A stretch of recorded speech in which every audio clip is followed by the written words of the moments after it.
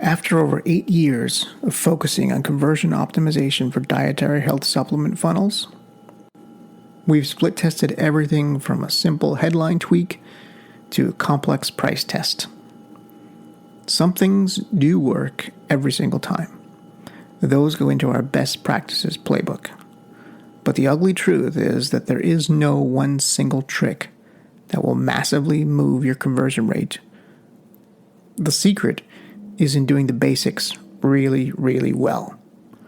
In this podcast episode, I'm going to break down the basics into 4 lessons learned after optimizing over $100 million in client sales funnels.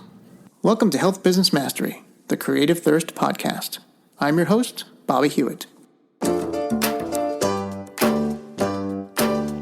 Most marketers know their customer demographics.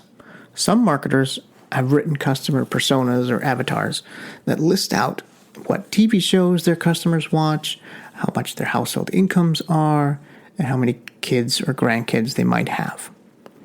All of that is practically a waste of time. It's good to know for buying traffic, but it won't get you conversion lift, at least not when selling a dietary supplement.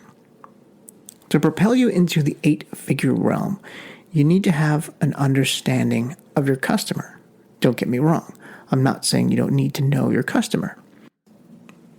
But just knowing their age and their interests will not get you very far when scaling a supplement funnel. What's more important is to know their hopes, their fears, their frustrations, and what drives them to buy your bottle of turmeric after buying 4 other brands. That kind of stuff. That's the kind of stuff you can't learn by making a customer persona document. Or worse, that's the kind of stuff that you make up when you're trying to just do an exercise of a persona document for the sake of it. When you really know your customer, you can express their problem better than they can, on both an emotional and an intellectual level. That's a really key point. Once you do that, they will trust and believe in your solution. This is why the first building block of basics is knowing the customer. And the best way that we've found to uncover that level of understanding for our clients' customers is through a combination of open-ended online surveys and one-on-one phone interviews. Some of the best sales copy comes from word for word from those interviews. There's gold in the exact words that your customers use to describe their problems, hopes, and concerns. That's the kind of thing that you can only get from soft quantitative data. At the end of this podcast, I'll reveal some of the open-ended questions we ask in those surveys. But for now, let's get on to the basics number 2. Selling the cure. Now, granted, you can't use the word cure or even imply it or for any condition or disease. That is simply not compliant. Although many marketers do cross that line, that's a personal ethical choice that everyone needs to make on their own.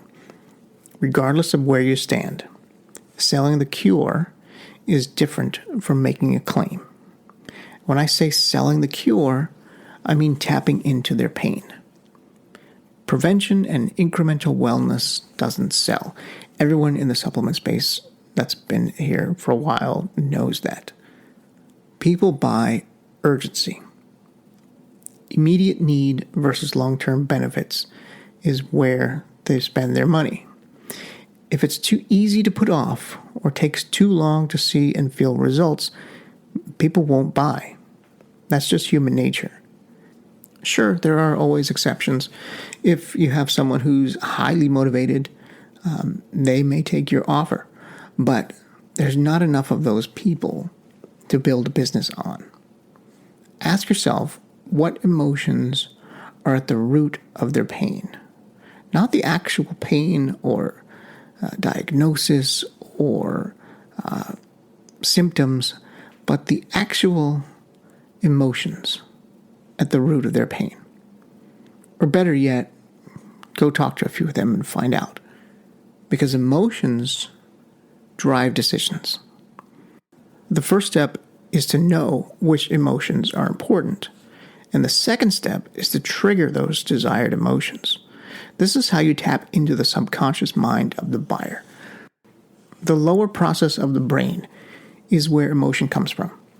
This is why we must use stories, metaphors, and imagery to tap into them.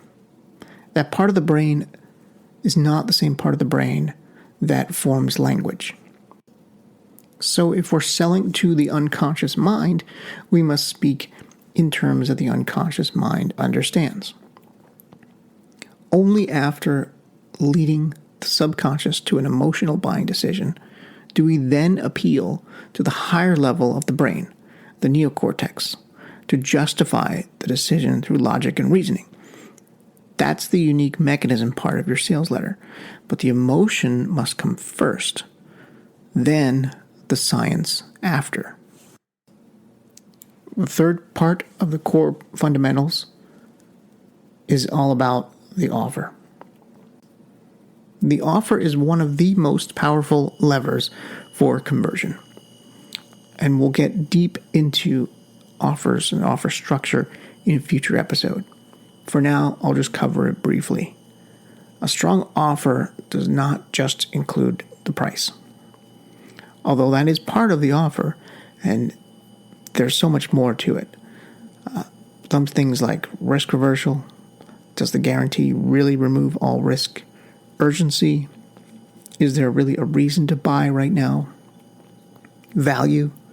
What's the value of the benefit, and how does it compare to the price?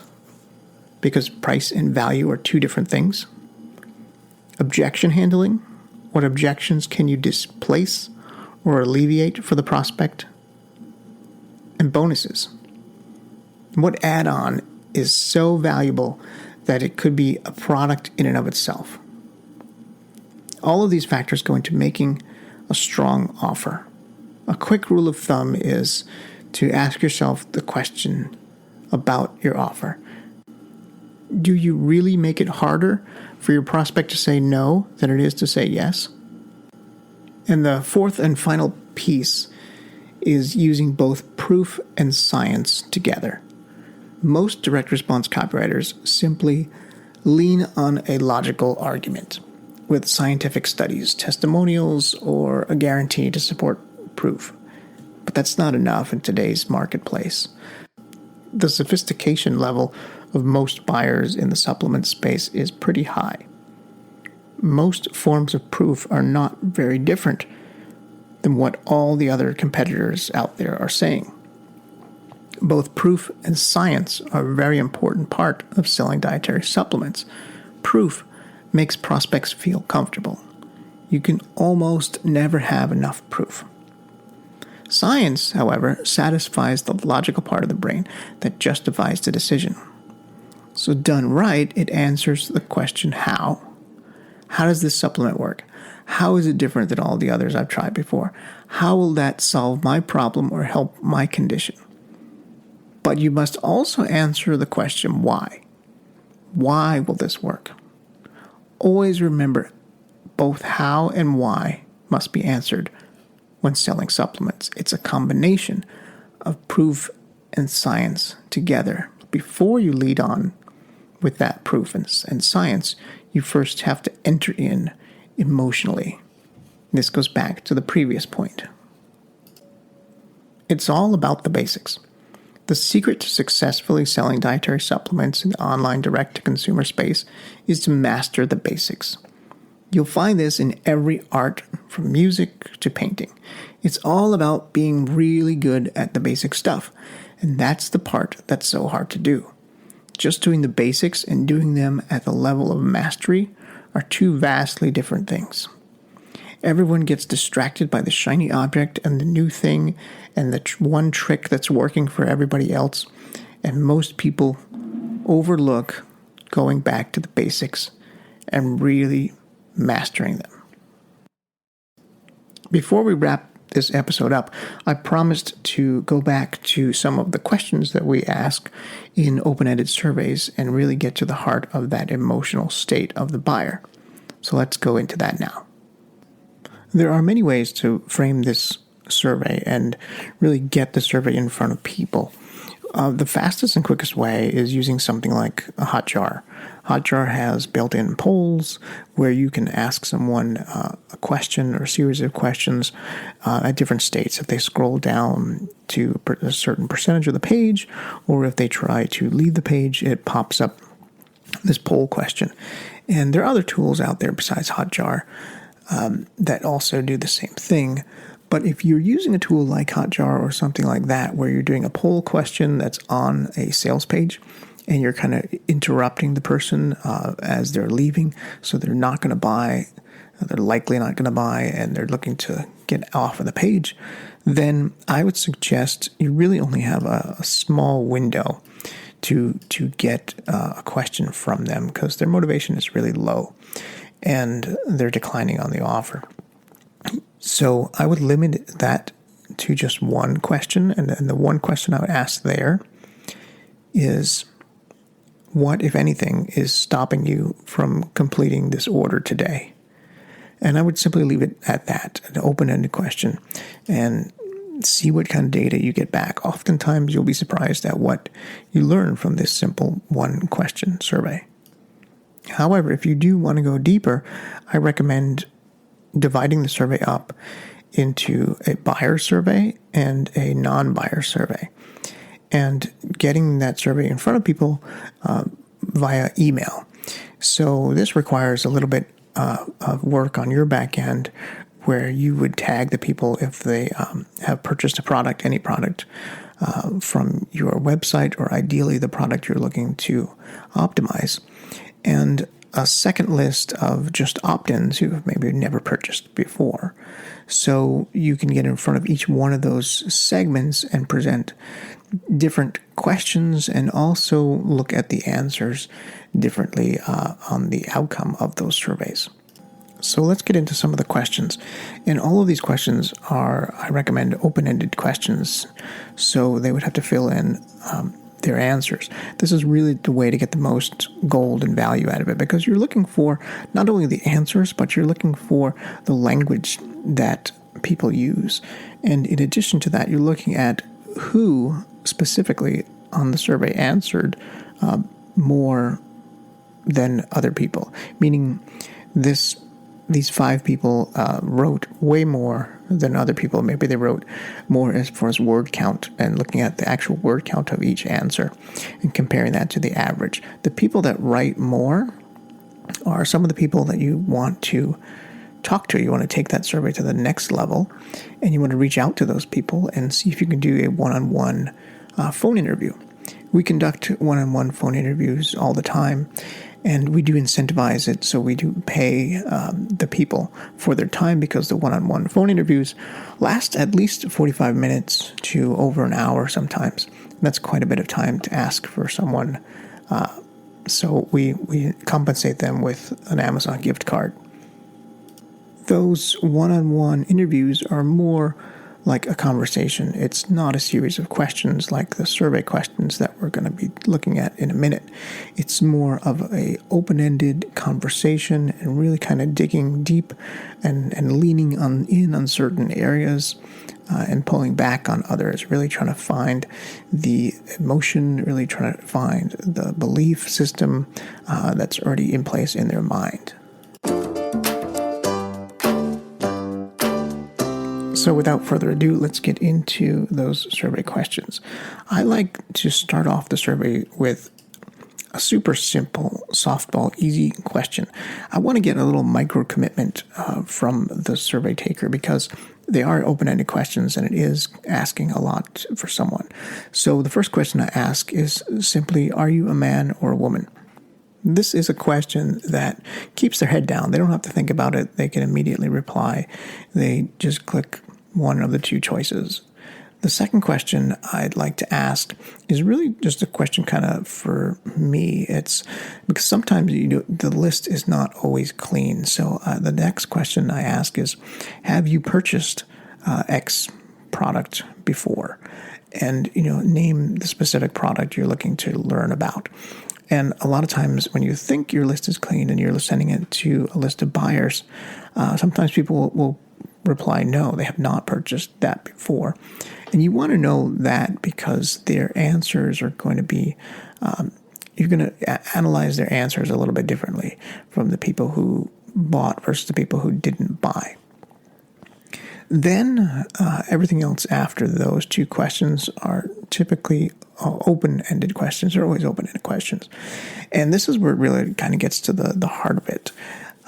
There are four standard questions that we ask. The first one or the next one in the series is, what problems or challenges are being caused in your life because of blank, right? And that blank is the problem that your health supplement is looking to solve. So, for example, if it was joint pain, what problems is joint pain causing in your life? If it's heart health, if it's diabetes, if it's blood sugar, you would alter the question to fit the product category. The next question, most people think is silly, but it's really kind of sneaky. The next question is, what would you ultimately like to happen? Now, most people think, well, obviously, I want the condition to go away. I want it to be better. But what you're fishing for here is more information. You're fishing for the language patterns that they're using. You're fishing for deeper than simply removal of the problem. So you need to not only ask the question, but kind of frame it in a way. What would you ultimately like to happen if you could remove XYZ problem? Please be as specific as possible. And I would put that in sort of brackets so that they can expand upon their answer. The next question in the series is, what have you tried so far that hasn't worked for you? We want to get a sense of their struggles and challenges. And you want to take a look at those brands that they mentioned that they've tried before that hasn't worked, and specifically into what those brands' marketing messages are telling them. This kind of ties back into the marketplace awareness and sophistication episodes a while back, the 2-part episode there. Knowing this information really can frame how you position yourself and position your marketing copy. The final question I ask, well, it's not really the final question. We'll get to that in a minute. But the second to final question I ask is, what worries you? What are you concerned may happen if you don't do something immediately? So this is, again, kind of one of the questions where you want to ask them to be as specific as possible. And this is also kind of digging for that goal, digging for the language patterns that they use. And you want to key in on those things specifically from this question into your sales copy. The final question, which I kind of alluded to, is one in which we use to get people to talk to on the phone for those one-on-one interviews. And the question kind of goes like this. Lastly, I may follow up with a few people personally to learn a little bit more about your situation. If you'd be open to chatting for a few minutes on the condition that I promise not to sell you anything, please leave your name and email below. And that's it. Then there's an email field, a name field, and you can even put a phone number field as an optional field as well, just to see how many people are more serious about it. Like, so if they leave their phone number, if it's an optional field, then you know that you have a very high likelihood of talking to them, and they are at a little bit higher kind of value of a person. So you also want to take a look at the answers that they filled out in the survey. And this is where you have a chance to cherry pick and see who you do want to talk to. You can base it on the quality of the answers. You can base it on the number of words that they replied in the answers. Whatever criteria you want to use, that kind of goes back to the responses you get and the questions that you ask, really. And ultimately, in the end, you get a lot of data, unexpected data, from this type of survey. And that really is the goal and the key here. You'd be very surprised. A lot of clients that we do this with are not open to it at first. They think we've done it before. We've asked people surveys, but very few have asked people surveys questions like this. And very few people think that people are going to fill it out, especially with no incentive, because that's another important key. I don't incentivize these open-ended surveys, but I do incentivize the phone calls. And the data we get back is really extraordinary and insightful. It's always surprising to me how much information we get. And about the amount of information you get, if you get we're looking for 100 to 200 replies here. Some cases we've only gotten under 150 to 80, but realistically that is possible. And the information that you're going to get from this is really going to be invaluable in driving and directing some A/B tests and really insights that go well beyond the demographics and psychographics of your customers. I hope that helped, and I hope you implement at least some of these survey questions and see what you get. Let me know if you do, and let me know some insights that you've learned. Creative Thirst is a direct response digital agency focusing on conversion rate optimization and A/B testing. We work with dietary supplement companies who are struggling to maximize the profitability of their funnels so they can scale. Through the last 7 years in the online health space, we've optimized many dietary supplement businesses. And in that time, we've uncovered the 3 critical funnels for success.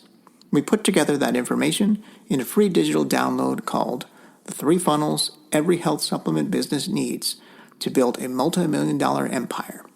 You can get that free report by going to creativethirst.com. Scroll down to the appropriate section and click on the blue Get Your ebook button.